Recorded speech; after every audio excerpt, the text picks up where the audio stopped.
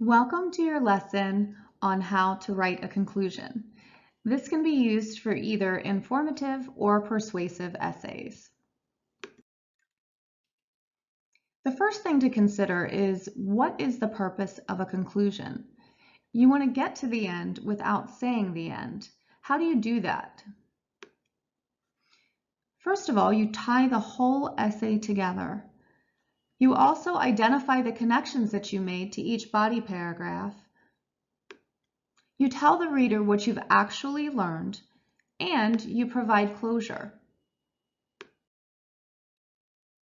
The very first step in getting there is to restate your thesis.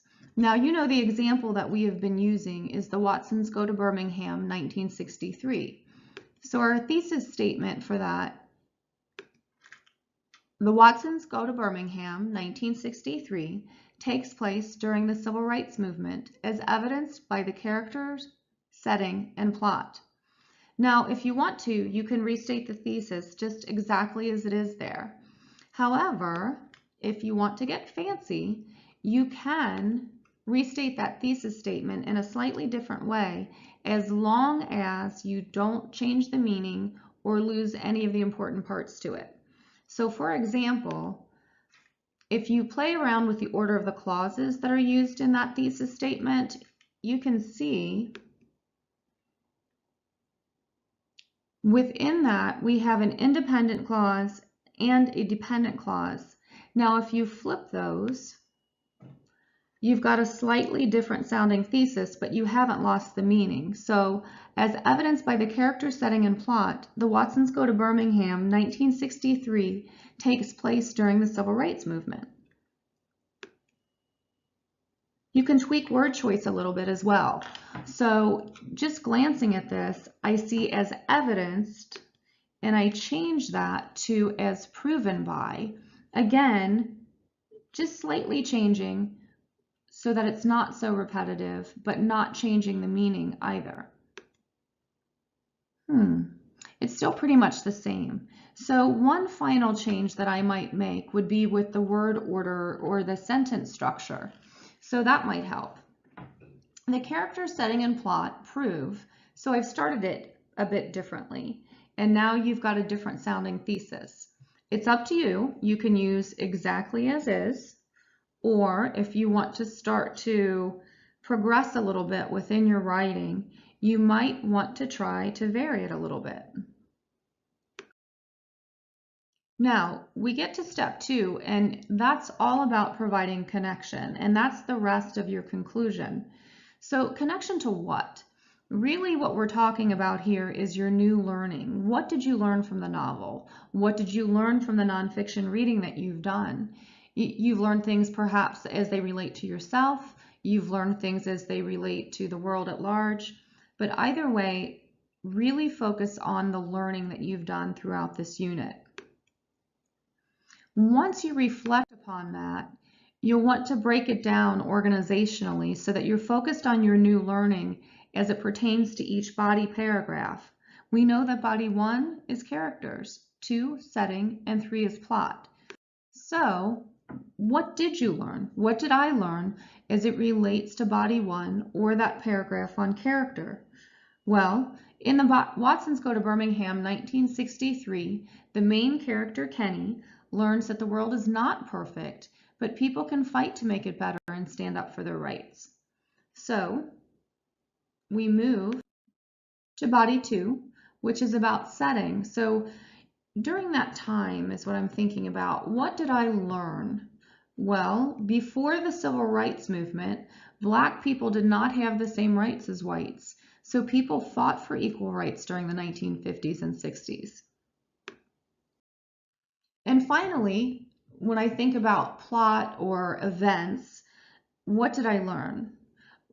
President Johnson signed the Civil Rights Act in 1964 and the Voting Rights Act in 1965.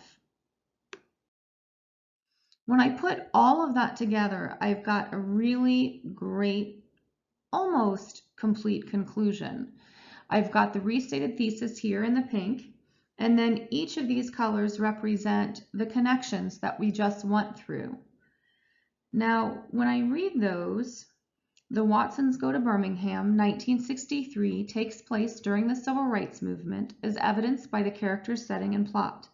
In the novel, the main character, Kenny, learns that the world is not perfect, but people can fight to make it better and stand up for their rights. Before the Civil Rights Movement, Black people did not have the same rights as whites, so people fought for equal rights during the 1950s and 60s. President Johnson signed the Civil Rights Act in 1964 and the Voting Rights Act in 1965. I think I'd like to make one small change. To my ears, I just felt like a little bit of transition was needed between these two. Those sentences were a little bit abrupt, so I went ahead and put a nice bridge there because of this fight, explaining why President Johnson signed those into law. Now, what's missing? We've got restate, connect, connect, connect. But what I notice is there's no final aha. There's not like a mic drop moment. So when I read those, it's terrific. But I want to put a final tie, a final bow on this. And what might that sound like? What I want to do is think of something that I learned, a big learning, like when I think about the entire unit, what did I learn? Well, this was the big takeaway. After all of that reading and discussion, because African Americans stood up for their rights during the Civil Rights Movement, people today continue to try to make the United States a better country by fighting for equality.